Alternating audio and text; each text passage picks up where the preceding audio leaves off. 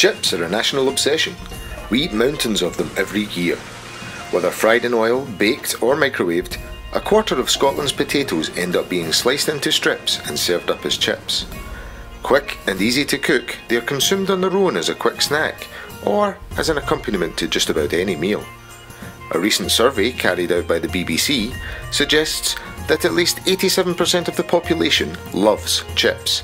So I aim to glean a little insight into the national identity of the Great British Chip.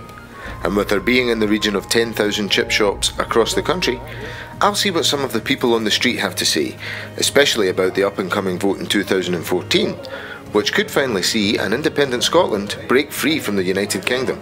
And if so, who's going to claim the Great British Chip?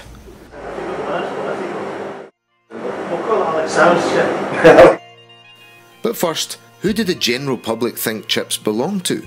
I think the chip shop is still a Scottish thing. I think when people come to places like Fife and up the Highlands, they always want a fish supper, fish and chips. So they think that's in Scotland.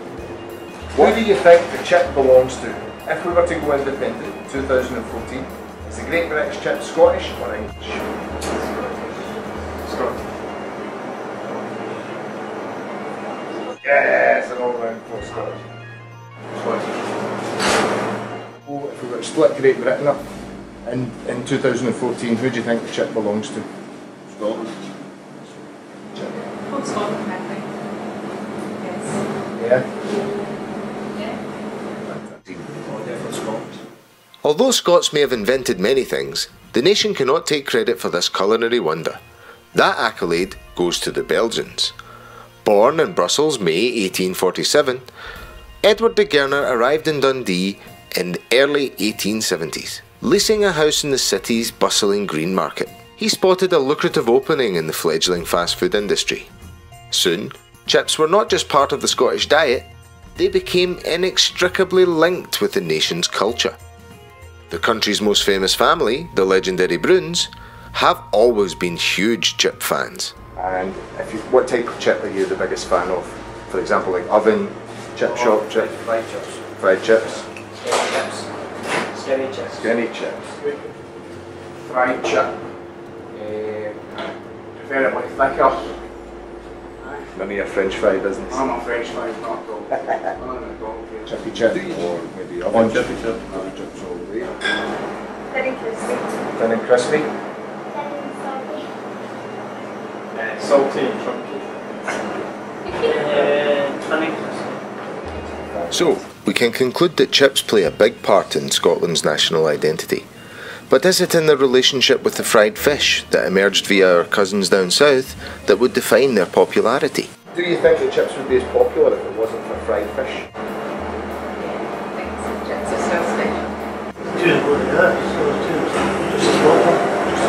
special. Not as popular, but certainly not still popular, but probably not as popular. I think the chips still would be, definitely. Excellent. Do you think the chips would be as popular if it wasn't for fried fish? Yeah. Yeah, I do. Yeah. absolutely. Wonderful. Do you think we in Scotland eat too many chips? Overall, I think it's part of a balanced diet. I probably have at least fish and chips once a week. But I'm still active, I'm still healthy. Fantastic. Do you think Scotland eats too many chips? Each too many chips? Yeah. As long as they eat in moderation, it's fine. And buy them over you? Exactly. As long as it's shop, yeah. That's great. It's clear to me that the chip on its own is at home here in its adoptive country Scotland, no matter the outcome of any future referendums. Perhaps politicians and the people need to look no further than the perfect harmony of the nation's favourite dish, fish and chips, and find the perfect balance for both our nation's futures.